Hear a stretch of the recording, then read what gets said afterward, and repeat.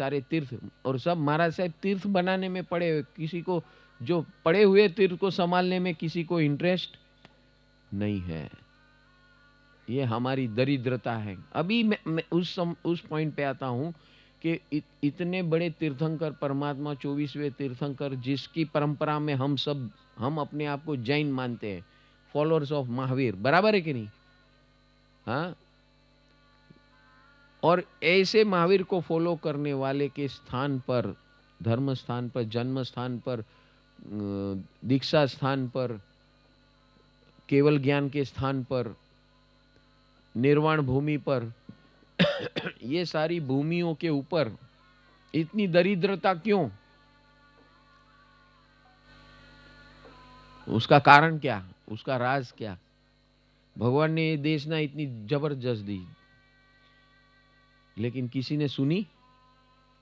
आप भी सुन रहे हो? सुनिया ने सुना सबने। वो हवा जैसे यहाँ एक बारी से आती है, दूसरी बारी से निकल जाती है, ऐसे वाणी यहाँ से आती है, वहां निकल जाती है। अभी कल के बाद देखते हैं किसके अंदर वाणी का प्रसारण हुआ, पता चलेगा। अंदर रिटेनरशिप, कितने लोग ने रिटेन किया वो वाणी को अपने जीवन के लिए। तो हम सब भगवान के सामने बड़े भोले बन के बैठ जाते हैं। आप भी भोले बन के बैठे, और यहां बैठना इतना आसान नहीं था, लेकिन आप बैठे और आपको पेनलेस, फियरलेस, किसी को कोई तकलीफ हुई क्या? न होने वाली है 11 दिन में। जब बॉम्बे से निकले तो बोले कि अरे આવા વરસાદમાં આ લોકોનું ખસી ગયું છે આટલું બધું, ચારે બાજુ આખા મીડિયામાં કીધું છે કે ગોવામાં બહુ મોટું તોફાન આવવાનું છે ને આ લોકોને મગજનું તોફાન બંધ થતું। तो कई लोगों ने फोन किया था कि साहब अपनी ट्रिप तो बराबर है, जवानी है ना, वे जहाँ सिमंदर स्वामी जाते हैं कभी रुकते हैं, हाँ, वहां वातावरण रुक जाता है, बदल जाता है, लेकिन सिमंदर स्वामी का विचरण कभी बंद होता नहीं है। हाँ, अभी उस पे आते हैं। तो जब हम नीचे उतर रहे थे तो एक पुजारी ने सवाल किया कि साहब भगवान महावीर की भूमि है, हम भी इतने साल से, हमारी वंश परंपरा से हम भगवान के स्थान के पुजारी हैं, लेकिन हमको एक चीज का बहुत शंका होता है कि जब महावीर भगवान इतने महान थे, इतने बड़े तीर्थंकर, जैनों के तीर्थंकर थे, और उस समय का जो शास्त्रों में वर्णन है वो इतना जाहो जलाली, हरे हजारों राजा उनके शरण में थे, पूरे भारत देश थे मगध के, लेकिन पूरे भारत के राजा उनके चरणों में दीक्षा ग्रहण किए थे।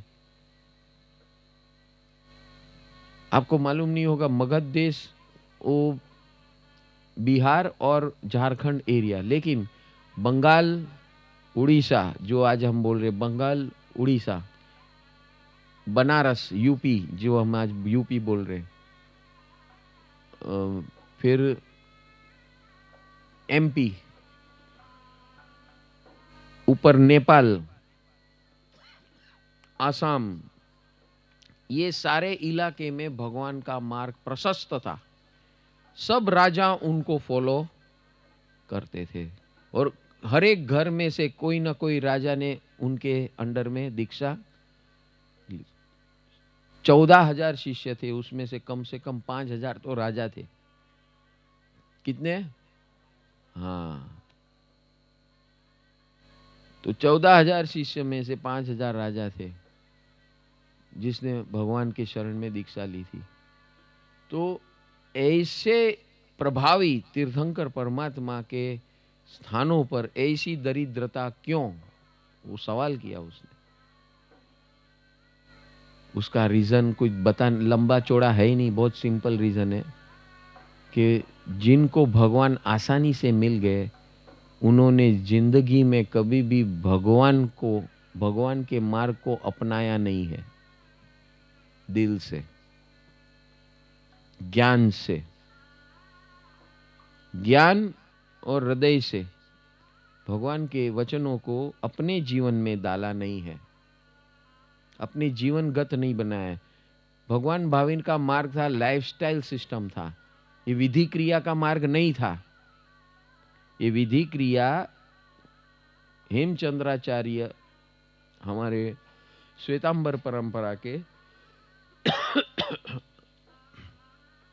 आचार्य हुए 600 साल पहले आज से, उन्होंने ये विधि क्रिया का, ये प्रतिक्रमण, सामायिक की क्रिया, पूजा पाठ की क्रिया, धर्म क्रियाएं, ये उपवास, एकासना, चौवियार की ये सारी क्रिया, ये सारी क्रियाएं हैं, वो सॉफ्टवेयर क्रिएट किया।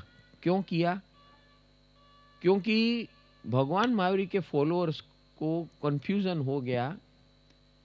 ब्राह्मण के अंदर, ब्राह्मणवाद में वैष्णव परंपरा शुरू हुई और उस परंपरा के अंदर ये सब विधि विधान, पूजा पाठ, ये सब शुरू हो गया।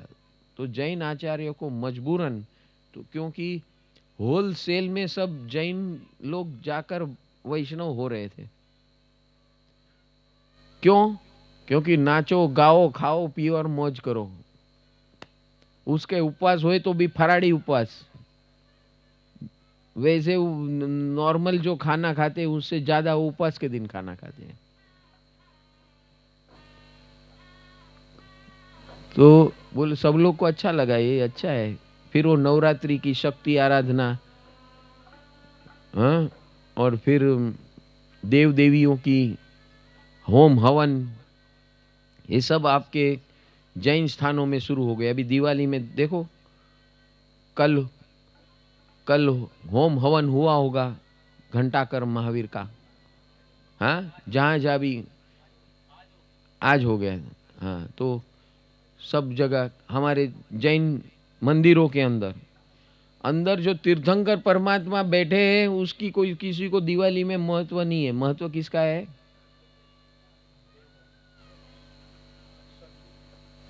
और रक्षक देव का मतलब क्या है मालूम है? चपरासी। पूजन किसका शुरू हो गया हमारे जैन मंदिरों में? अरे वो तो हमारे जैसे भक्त है, तीर्थंकर परमात्मा के तीर्थ स्थानों के रक्षक है। अरे आपको, आपके बिल्डिंग में आकर मैं आपकी वॉचमैन की पूजा अर्चना करूं, सिक्योरिटी गार्ड को, तो आपको मिलने ही ना आऊं, आपके लिए एक मिठाई का बॉक्स पहुंचा देना उनको, लेकिन हम आपको तो पूजा करनी है मेरे को, क्योंकि मेरा सब जो भी है करता हरता आप वहां तक पहुंचाने वाले आप हो।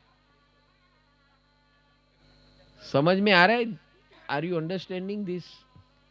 हमारी मानसिकता, मनोवृत्ति, इसीलिए ऐसे लोग वहां जाके पैदा होते हैं, दरिद्र नारायण, क्योंकि हमारे सोच में दरिद्रता है। देवाधिदेव बैठे हैं, उनको कोई पूछने नहीं जाता। जब तकलीफ आए तो भाई पद्मावती देवी और धर्मेंद्र देव और मणिभद्र और ये सब कौन है? नाकोड़ा भैरव, हाँ, फ्री है बैठे। और पूजा भी करने जाते हैं तो वहां एक ही भगवान दिखते हैं सबको, मूल नायक, बाकी सब भगवान फ्री बैठे हैं। वो लाइन जो लगती है वो मूल नायक के लिए लाइन लगती है, बाकी सब भगवान वाले बधे અમે બેઠા છે ભાઈ, અમારી પાસે તો કેમ નથી આવતા, અમે શું ગુનો કર્યો છે? बाकी वो तो वितरागे बोलेंगे नहीं है हमें शू गुनो કર્યો છે। तो हमारी ये धर्म व्यवस्था, तीर्थ स्थानों की व्यवस्था, इतने सारे लोग स्थानकवासी लोग पूछते आटला बधा भगवान ની જરૂર છે? हाँ, आटला बधा देरासरों ની જરૂર છે? तो लॉजिकली देखा जाए तो बात सही भी है एक दृष्टिकोण से, लेकिन इतने सारे भगवान की व्यवस्था और स्थापना क्यों हुई है कि जब भी कोई भी साधक आए तो कोई भी जो भगवान फ्री है उसके पास बैठना है। वितराग तो सभी है, तीर्थंकर सभी है भैया, वो मूल नायक तो हमने बनाया है। जैसे बाहर वो देव देवियां की स्थापना हुई है, वो चपरासी को प्रणाम करके नारियल वहां लगाते हैं, अंदर वाले को 1.25 रुपया और इधर 101 रुपया, चपरासी को 101 रुपया चढ़ाते हैं। हाँ, सोने का।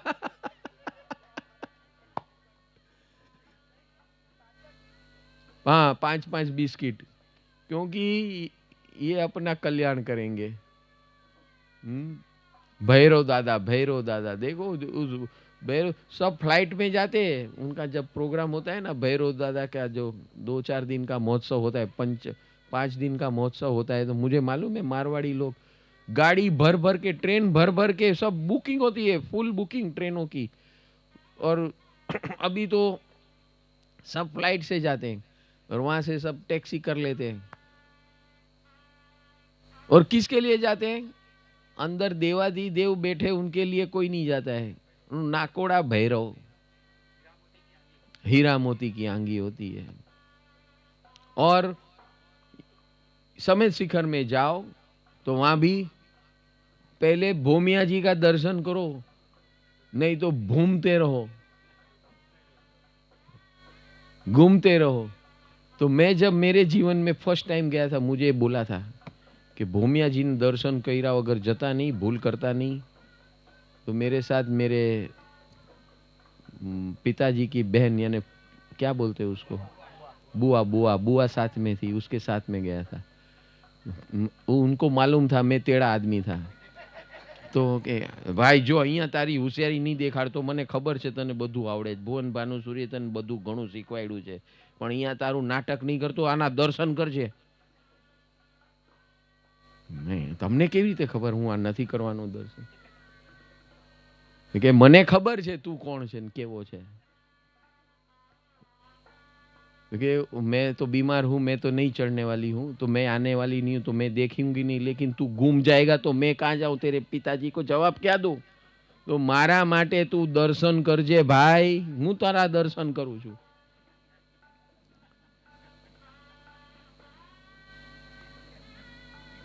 तो मैंने आधा काम किया, बोले अंदर तो नहीं जाऊंगा मैं, और बाहर से ऐसा ऐसा करके, भोमिया जी आपका दर्शन हो गया, बुआ जी ने बोला है इसीलिए कर रहा हूँ, बाकी मेरे को आप में भरोसा.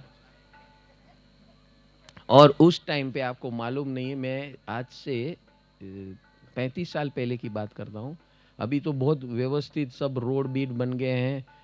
उस जमाने में कोई रास्ता ही नहीं था, खाली केड़ियां थी, केड़ियां. हाँ, नो, ये अभी तो कंक्रीट के सारे रास्ते बन गए. तो उस समय पे ये वास्तविक था कि केड़िया तो जो लोग वहाँ गांव के लोग हैं, जंगल के लोग हैं, आदिवासी लोग हैं, जहाँ चलते हैं वहाँ केड़िया हो जाती है. तो कौन सी केड़ी कहाँ जाती है किसको मालूम ही नहीं है. और लोग सुबह 4 बजे अंधेरे में शुरू करते हैं चढ़ना. और हम लोग गए थे ऐसे, उस टाइम पे ऐसी गर्दी नहीं हुआ करती थी, ऐसे समय में गए थे हम लोग. तो दिवाली का ही टाइम था वो भी, लेकिन अभी तो दिवाली में बहुत लाइन लगती है वहाँ पर. मैं जब 35 साल पहले की बात करूँ, ऐसा कोई ऑर्गेनाइज टूर नहीं होता था, ऐसा कुछ नहीं होता था. वो भोजनालय में भी शाम को मुश्किल से 20 लोग मिले बस, और पूरा धर्मशाला खाली पड़ा रहता था. तो ऐसे समय में मैं गया था. तो वो भोमिया जी का ऐसा ऐसा दर्शन किया, और वो भी मैं अकेला गया था चढ़ने में.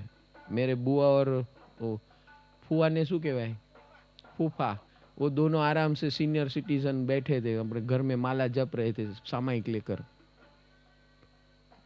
और मैं अकेला था. हम 3 लोग थे साथ में, उनकी बेटी भी थी, तो वो भी बोली मेरे को चढ़ना नहीं है, आप जाओ. तो मैं अकेला चढ़ा था. तो अकेला गया तो बी आ एकलो गयो छे, पाछो आवे त्यारे तो एने माळा जमा, आपणे माळा गणो कि आ बराबर टाइम सर આવી જાય. तो शुरुआत की थी हमने 4 बजे सुबह, अंधेरे में, केड़िया सब है, रास्ता कैसा पता चले. तो थोड़े स्टार्टिंग में 1-2 किलोमीटर तो रास्ता क्लियर था. फिर मैं और मेरे साथ 3-4 मारवाड़ी लड़के लड़कियां थी, वो अनायास इकट्ठे हो गए और वो मुझे फॉलो करने लगे. कि इनको मालूम लगता है, देखो कितना भाग रहा है फटाफट फटाफट, तो चलो हम लोग भी उसके। तो मेरे पीछे तो मैंने वो जंगल की एक लकड़ी ले ली थी। હવે તો બધી ઓર્ગેનાઇઝ લાકડીઓ મળે, ત્યાંથી જંગલમાંથી એક લાકડી ગોતી અને ઈ તોડીને ઝાડમાંથી ને ઈ લાકડી લઈને આપણે હાલતા હતા. કે ઈ સમયે તો ત્યાં જંગલી પશુઓ પણ ફરતા હોય એવું હતું વાતાવરણ. अभी ऐसा कुछ है ही नहीं, बंदर हैं खाली बस, बच गए हैं, बाकी सब पूरा जंगल का वातावरण था.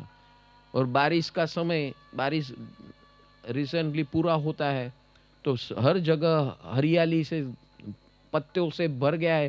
केड़ी है तो भी ढक गई है, पता नहीं है कहाँ क्या कौन सा रास्ता है. मेरे को भी नहीं मालूम था, जिंदगी में पहली बार जा रहा था. और ऊपर जल मंदिर होता है वो भी मुझे नहीं मालूम था. આપણે ઉપર પહોંચવાનું છે અને ત્યાં ઉપર મહાવીર સ્વામી હશે, તો છે તો કોણ ત્યાં? મહાવીર સ્વામી થોડી છે જલ મંદિરમાં, પાર્શ્વનાથ ભગવાન છે. है? तो वो भी वहां तक, वो भी हमें पता नहीं था. यहाँ तो भगवान का मंत्र जाप सारो शुरू था, अंदर अंदर ही अंदर, और भगवान से मिलने की तमन्ना थी. तो पता नहीं एग्जैक्टली 90 मिनट्स में हम ऊपर पहुंच गए.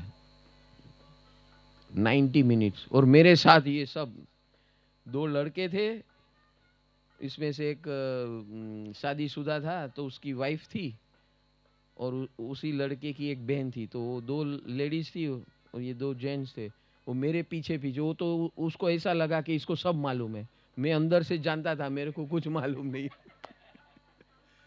अपने को एक ही मालूम था, नमो ओरियंताणम, नमो सिद्धाणम, नमो आयरियाणम, नमो वज्जाणम. भोमिया जी को नहीं तो लोग भोमिया जी बोलते, मालूम है खुद.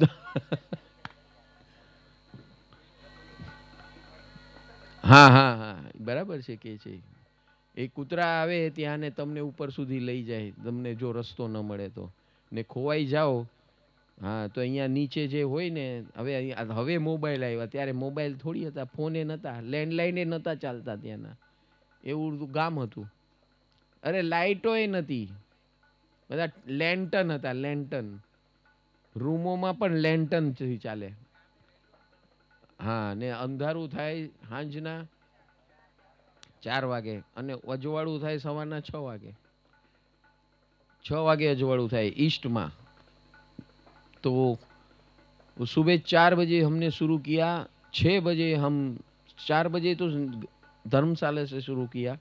वहाँ नीचे के देरासरों में दर्शन करते करते रास्ता पकड़ा. फिर एंड में वो भूमिया जी बोले હવે તો यहाँ કહીને આવ્યા છે એટલે દાદा હવે જઈ રહ્યા છે, खोवाई जाए तो पहुंचाड़ी देजो बुआ जी को मैसेज कि हम गुम हो गए हैं. लेकिन इतना अंदर से विश्वास था कि जहां हमारे पैर पड़ेंगे वही रास्ता सही है. 2 किलोमीटर के बाद पूरा रास्ता ब्लॉक, वहां से जंगल शुरू होता था with no roads at all. तो थोड़े टाइम हम वहां खड़े रह गए कि अभी क्या करना है. नमो जी.